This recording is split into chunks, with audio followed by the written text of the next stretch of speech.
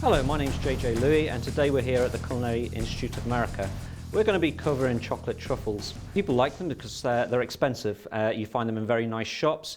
However, they are actually very easy to make. And today we're going to be covering two things. We're going to be covering the rolling of the truffle and also the dipping. Okay, so we've already made our ganache. A ganache is very simple to make and you can easily find a recipe over the internet or even in the CIA cookbook, chocolates and confectionery. We've got a few items of equipment. We've got a number 100 scoop. A number 100 scoop just allows us to ensure that we have the same size truffle for every truffle. However, we realise at home that many people won't have a scoop, so we're going to demonstrate with teaspoons as well. For example, the scoop just allows us to put some in, and if you don't have one of those fancy scoops, we're going to demonstrate with 2 teaspoons. Everybody will have teaspoons at home. And again, it's a case of a bit on the teaspoon, and then between 2 teaspoons, just putting a nice amount on your tray. Please don't worry about them being the same shape at this stage. They will be odd shapes and odd sizes. We'll straighten them out when it comes to the rolling phase. For example, to rolling is very simple. We're just going to take it, put it on our hand and roll it between 2 hands. And again.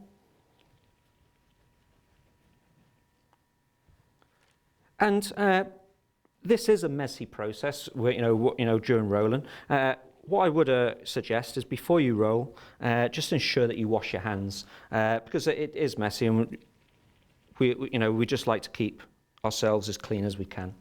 Okay, so now that I've shown you how we roll the truffles, now we're going to show you how we dip them. We've got a few items here that we needed to get ready before we could proceed. We needed our chocolate coating mix. We're using here at the Culinary Institute of America a chocolate coating mix that we've constructed ourselves. However, you can just use natural chocolate, which is cheaper and is easy to find in the supermarkets. We've got our tray with a wire tray on top, and we've got a truffle fork. And again, we realise that many people won't have a truffle dipping fork, so we're also going to demonstrate using a natural fork that anybody would have it within their house. Here we go. With our truffle fork, we take our truffle and put it on the end, and it's as simple as rolling it in your coating mix, lifting, wait until it almost stops dripping, and then we just lay it on our tray. And again, just make sure it moves around the bowl, so you've got the entire truffle covered. Wait until the drips just stop, and again, just lay it on your wire rack. And again, we'll demonstrate with our fork. You may need 2 forks. The truffle may run off the fork. So again, we put our truffle on the fork, move it around.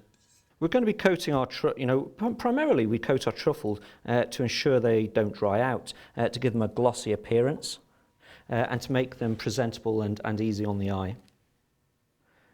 You could use anything for coating, and a nice touch is perhaps using a dark chocolate ganache mix but a white chocolate coating, or vice versa, to give you many different combinations on the truffles that you can make.